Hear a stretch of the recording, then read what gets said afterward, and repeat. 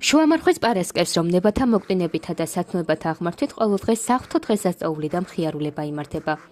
ძმანო და მამანო, აღდგომის დღე გვიახლოვდება, რომელთაც ღმერთის შეწევნით მარხვის ნახევარი გავიარეთ.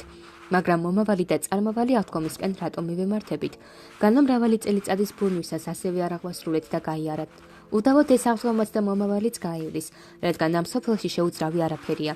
ჩვენი დღეები როგორც ათრდილი ჩაივლის და ჩვენი ცხოვრებაც როგორც სწრაფი მხედარი ჩქარობს, სანამ სიცოცხლის დასასრულს მიგვაახლებდეს. მაგრამ რატომ ამბობენ, რომ აღდგომა სანატრელი არაა?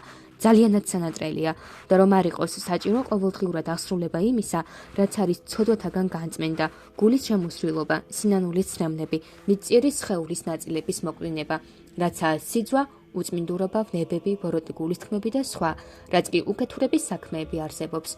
ასე რომ, ვინც ამათი ძლევის ღირსი გახდება, არა წელიწადში ერთხელ, არამედ ყოველდღე უფლის ამ სანატრელ დღესასწაულს აღნიშნავს, ხოლო ვისაც უწინ ნათქვამი ღვაწლი არ აღმოაჩნდება, არამედ ნებების მიერ დატყვევებული იქნება, მას დღესასწაულობა არ შეეძლება, რადგან დღესასწაულს როგორ შეძლებს ვისი ღმერთიც მუცელია, ან ხორცელი გულისთქმებით დამწვარი, ან შურით დამდნარი, ან ვერცხლის მოყვარეობით ჩაძირული, ან სიამაყით დამონებული, ან თუ სხვა ვნებებით მიჯაჭვული, მაგრამ თუ ვინმე სიგიჟით შეპყრობილს მოსვენებულს უწოდებს და დანთქმულს მოხერხებულ მოსიარულეს, რაც ასე შეუფერებელია, რადგან დაბნელებულთა განათლება არ ხდება, არც ცოდვის მოქმედათვის აღესრულება სულიერი დღესასწაული.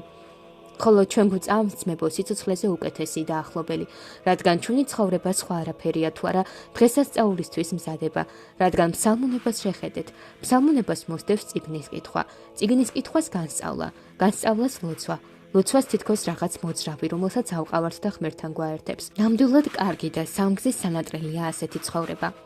ვინაიდან აღდგომის სარგებელზე უკვე გვეუწყა, მისი მიმართულებით ავჩქარდეთ და რამდენადაც შეგვეძლება ყოველდღიურად ეს დღესასწაულოთ, რჩეულო ძმებო, რაც არის ვნებების მოკვდინება და სათნოებების აღმართვა, რათა დავემსგავსოთ უფალს, რადგან იგი თავად ჩვენს გამოევნო და ანდერძი დაგვიტოვა, რათა მის კვალს მივყვეთ და ამას როცა ვამბობ, არა იმიტომ, რომ სხვები განვეკითხოთ, რადგან თითოეულმა თავისი ტვირთი ზიდოს.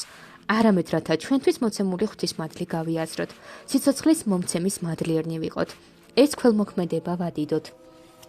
და ამ მოწყალე მეუფეს თაყვანივცეთ, რომელმაც ამაზე მეტი სიკეთეებიც გვიბოძა, მაგრამ თავისი ერთგული მონობას მოუგმადლოს, აღთქმული მოსვენება დაგვემკვიდროს და ზეცისის მარადიული აღდგომას გვიწყალობოს, რისი ღირსნიც გამხდარიყავით ჩვენ, ყველანი ჩვენი უფლის, იესო ქრისტეს მადლით, წყალობითა და კაცთმოყვარებით, რომლისაც არის დიდება და სიმტკიცე, თანამამით და სულით წმინდითურთ, აც და მარადის და უკუნითი უკუნისამდე.